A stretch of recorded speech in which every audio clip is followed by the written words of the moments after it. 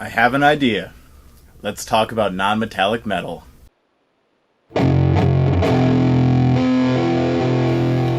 Welcome back.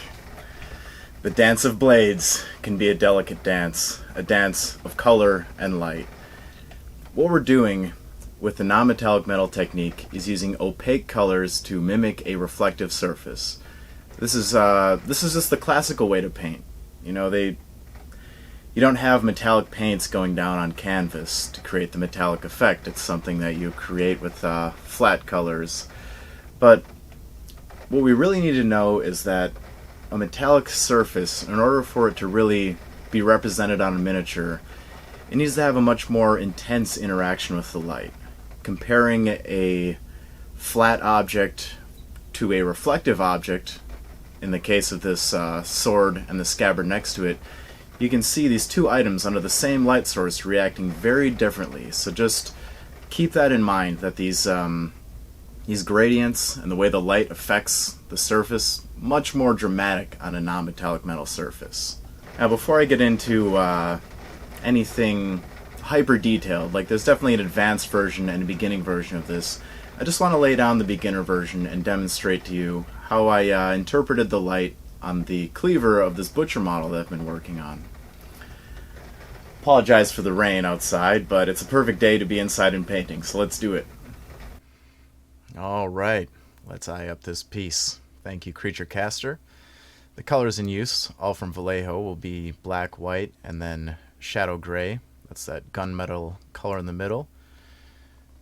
To start it off, I'll wet blend a gradient between the gunmetal gray and the black, keeping that black portion on the upper facing.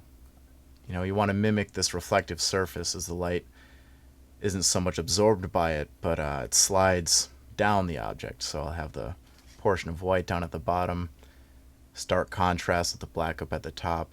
And once I get to that blade on the upper edge, then I'll want the pure white facing upwards. But it's very important when you're trying to get this highly reflective metallic look. You have those dramatic jumps in contrast. And yeah, keeping everything very thick, laying down controllable amounts of paint, I'm able to just blend it around right on the surface. And just, adding the tiniest amounts of white, just making sure everything is balanced. It's a delicate little dance. And we'll pull a little reflection on the tip as well. Decent.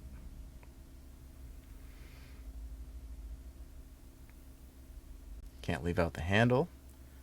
Get that slapped together real quick, and then we'll get the back side of the blade. Again, the same approach, just dark on that upper portion, blending into that shadow gray, and then with white on the bottom. And of course the blade, decent. And we'll pick up the edge as well. Just doing some quick edge highlighting. You can see I mixed up intermediate tone between the shadow gray and the white. And we'll get the little hangy hole there. Maybe it's some kind of whistle, that hole. A little speeding whistle slicing sound. It's important that your models tell a story to you. But there we are with gradient started off. So from there, I'll start mixing up some intermediate tones. Start creating those in-betweens. And I'll use the old many thin layers of paint to refine some of these areas to make it look extra smooth. Of course, if you want that kind of more roughly hammered look, which we'll get into that more of a chewed-on look in the future, well, you can add that. But if you want the smooth result, it's not wrong and it's not impossible. But I wanted the blade to look a little nicked up, so you see me just dropping some lines in there. Then I'm starting to create this channel of light leading down to the tip, just to make things a little more interesting. I want to capture that kind of glinting in the light. As I see it, the light falls and kind of is pushed into channels of light by the reflective object. It's just going to greater heights and deeper depths.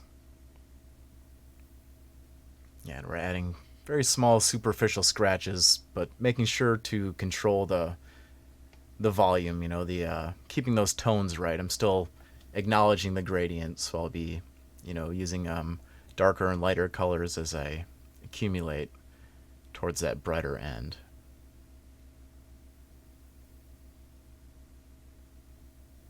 Yeah, making it nice and scratchy. Make sure to get all sides of the blade.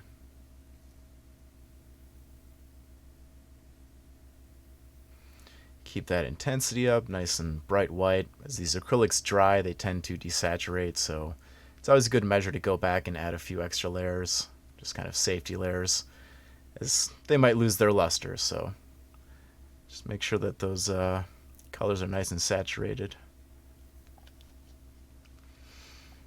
And now I can maybe some of those scratches and dents turned out to be a little too bright for my liking. I'll just layer some black or black mixed with blue. Again, going back and forth until I'm satisfied, until it looks just right to me. And again, bringing up that white. You want to maintain that intensity. And just lining it out. Not too bad. And here we are again at the ends, my friends. Or the singular end. But we'll be coming to these ends many times, and we'll continue to learn. There's certainly an advanced version of this light interpretation, which I will get into. But for now, this is how I'd like you to start. You can take this much further, of course. Take it, make it your own. Maybe consider the colors around the model in the atmosphere for this. If you want to make things more advanced, I've got this cleaver, right? Maybe shining down from above, there's a yellow sun. So on one side of this reflection, I can glaze a bit of yellow on top. Maybe on the lower side, I'll bring a little bit of green in to represent the green grass or dead bodies around him, the necrotic flesh, and all that jazz that comes with decomposition. But that's just a little note to take things further. We'll talk about that in the future. Take care.